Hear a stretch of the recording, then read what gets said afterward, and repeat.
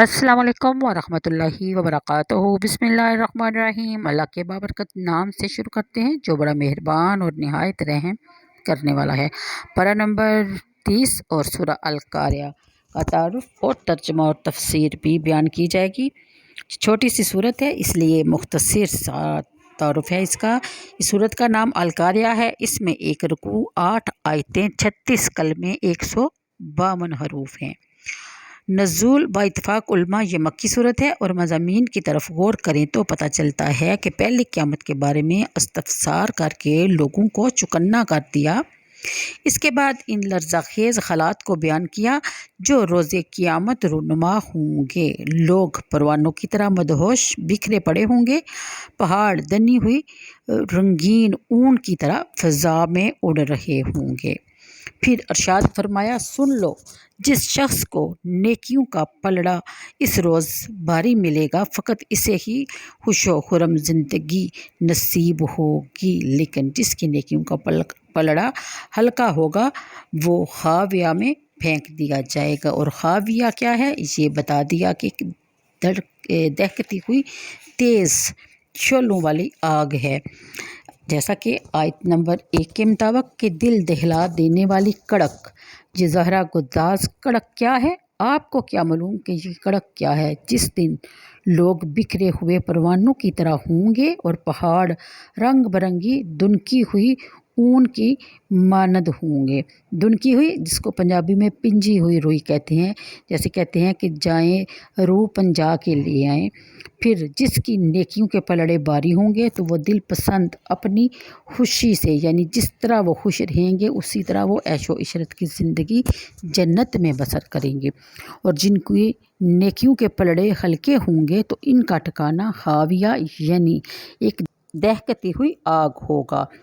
ترجمہ کے مطابق القاریہ یعنی تفسیر کے مطابق دو چیزوں کا آپس میں شدت سے اس طرح ٹکرانا کہ خوفناک آواز پیدا ہو۔ علامہ قرطبی لکھتے ہیں کہ یعنی علماء لغت کہتے ہیں کہ جب کوئی قوم کسی حادثہ فاجعہ سے دوچار ہو اور کسی عظیم مصیبت میں مبتلا ہو تو عرب کہتے ہیں یعنی قرأت القاریات و فقرت الفاقرات۔ اس سے مراد وقوع قیامت کے وقت دل دہلا دینے والی آوازیں پیدا ہوں گی، جب اجرام فلکی آپس میں ٹکرا کر ریزہ ریزہ ہو جائیں گے، جب فلک بوس پہاڑ ٹوٹ پھوٹ جائیں گے۔ اس وقت جو زہرہ گداز گڑگڑاہٹ اور روح فرسا کڑک پیدا ہوگی اس کا اندازہ کیوں کیا جا سکتا ہے، کیونکہ ابھی تک اس طرح کی کوئی آواز انسان نے سنی ہی نہیں۔ کیونکہ گھر میں چھوٹا موٹا کوئی برتن یا کوئی آواز آتی ہے تو انسان کا دل ایک دم سے دھڑک جاتا ہے، یعنی کہ دہل جاتا ہے۔ اور سوچئے ذرا اگر اس طرح کی آوازیں پیدا ہوئیں تو پھر انسان کی کیا حالت ہوگی، اس آواز کے بارے میں اندازہ کروایا جا رہا ہے۔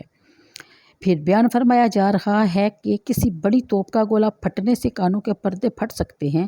آپ اس وقت کا تصور کیجئے جب عطارد اور مشتری، زحل اور مریخ جیسے سیارات باہم ٹکرائیں گے تو کتنا خوفناک دھماکہ پیدا ہوگا۔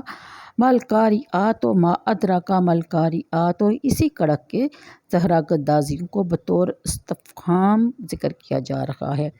پھر بیان فرمایا جا رہا ہے وقوع قیامت کے پہلے مرحلے کا ذکر ہو رہا ہے۔ اس وقت کے ہولناک واقعات سے انسان ہوش و حواس کھو بیٹھیں گے، دماغی توازن بھی برقرار نہ رہے گا۔ جس طرح بکھرے ہوئے پروانے سرسمیگی کی حالت میں ادھر ادھر گرے ہوتے ہیں، اس طرح حضرات انسان کی بھی حالت ہوگی، کوئی ہوش باختہ یہاں گرا پڑا ہوگا، کوئی وہاں گرا پڑا ہوگا۔ انسان کا غرور اور تکبر سب کا فور ہو جائے گا۔ پھر بیان فرمایا گیا کہ رنگ دار اون کو العین کہتے ہیں۔ العین الصوف المصبوح منفوش، دھنی ہوئی، یعنی پہاڑ اپنی جگہ سے اکھڑ جائیں گے اور دھنی ہوئی رنگ دار صوف کی طرح ہوا میں اڑ رہے ہوں گے، یعنی ہلکی چیز کے ساتھ تشبیہ دی گئی کہ اتنے وزنی پہاڑ جو ہمیں نظر آتے ہیں وہ اتنے ہلکے ہو جائیں گے۔ پھر بیان فرمایا گیا کہ موازین جمع ہے، اس کے واحد کے بارے میں دو قول ہیں، یہ موزون کی جمع ہے یا میزان کی۔ پہلی صورت میں آیت کا معنی یہ ہوگا کہ جس کے نیک اعمال وزنی ہوں گے، دوسری صورت میں معنی یہ ہوگا کہ جس کے نیکیوں کے پلڑے باری ہوں گے، یعنی پسندیدہ زندگی جس کو زندگی بسر کرنے والا دل سے پسند کرے گا وہ اس کو نصیب ہوگی۔ مطلب یہ ہے کہ جن لوگوں کی نیکیوں کے پلڑے باری ہوں گے، ان کو ایسی زندگی بخشی جائے کہ جس میں آرام و آسائش کے ہزاروں سامان ہوں گے۔ سوچئے ذرا، دنیاوی زندگی میں ہم اگر کسی کے گھر میں جاتے ہیں اور اچھی طرح اس کے گھر کو دیکھتے ہیں یا اس کے کچن یا باتھ، یعنی ان کی چیزوں سے ہم کتنے مرغوب ہو جاتے ہیں کہ کتنی خوبصورت چیزیں ہیں اور ان کی زندگی کتنی خوبصورت گزر رہی ہے، کاش ہماری بھی ایسی ہو۔ لیکن یہاں بتایا جا رہا ہے کہ جب آخرت میں ہماری نیکیوں کے پلڑے باری ہوں گے تو ہمیں اس سے بھی کہیں گنا خوش کن زندگی جو ہے وہ نصیب ہوگی، یعنی جس کا ہم زندگی میں کبھی سوچا ہوگا یا ہماری سوچ سے بھی بڑھ کر۔ زندگی گزارنے والا ایسی زندگی سے مطمئن اور مسرور ہوگا تو وقوع سے بہت زیادہ پا کر وہ شاداں اور فراخواں ہو جائے گا۔ اگلی آیت میں بتایا گیا ہے کہ لیکن جن بدبختوں کی نیکیوں کے پلڑے ہلکے ہوں گے، کفر و نفاق کی وجہ سے ان کے وہ اعمال جو بظاہر بڑے نیک اور صالح تھے، بارگاہ الہی میں ان کا کوئی وزن نہ ہوگا۔ ان بد نصیبوں کا ٹھکانہ خاویہ یعنی دہکتی ہوئی آگ ہوگا۔ حدیث پاک میں ہے کہ یعنی رسول اللہ صلی اللہ علیہ وسلم نے فرمایا کہ قیامت کے دن ایک بڑا موٹا تازہ آدمی پیش کیا جائے گا، اللہ تعالیٰ کے نزدیک مچھر کے پر سے بھی وہ ہلکا ہوگا۔ پھر فرمایا یہ آیت پڑھو، فَلَا نُقِیمُ الْآیَاتَ، کہ قیامت کے دن ان کا کوئی وزن نہیں ہوگا۔ الآویۃ دوزخ کے طبقات میں سے ایک طبقے کا نام ہے جو اتنا گہرا ہوگا کہ اس کی گہرائی کا اندازہ اللہ تعالیٰ کے سوا کسی کو نہیں ہو سکتا، لیکن یہ معاملہ سب کو پیش نہیں آئے گا۔ بعض وہ خوش نصیب ہوں گے جنہیں بلا حساب جنت میں داخلے کی اجازت مل جائے گی، اور بعض ایسے مجرم ہوں گے کہ جن کے چہروں سے ہی ان کے جرم کی نوعیت عیاں ہوگی اور انہیں ان کی پیشانی کے بالوں سے اور پاؤں سے پکڑ لیا جائے گا۔ استغفر اللہ۔ حضرت انس رضی اللہ تعالیٰ عنہا سے ہے کہ رسول کریم صلی اللہ علیہ وسلم نے ارشاد فرمایا کہ ترازو نصب کر دیے جائیں گے، پھر اہل صلات کو بلایا جائے گا اور ان ترازوں پر تول کر ان کو اجر دیا جائے گا۔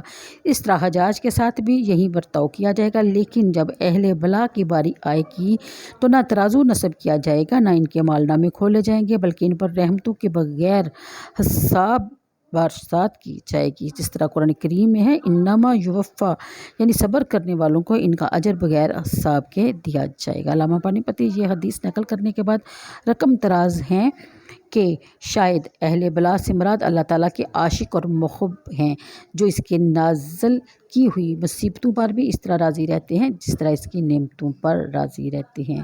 وہ آگ جو حرارت اور تپش میں تمام حدود سے تجاوز کر جائے اسے حاویہ کہتے ہیں۔ اللہ تعالیٰ ہم سب پہ اپنے رحم و کرم کی بارشوں کا نزول فرمائے اور ہمیں نیکی کرنے کی اور نیکی کو پھیلانے کی توفیق عطا فرمائے، آمین۔ اسی کے ساتھ اجازت چاہوں گی، اللہ حافظ۔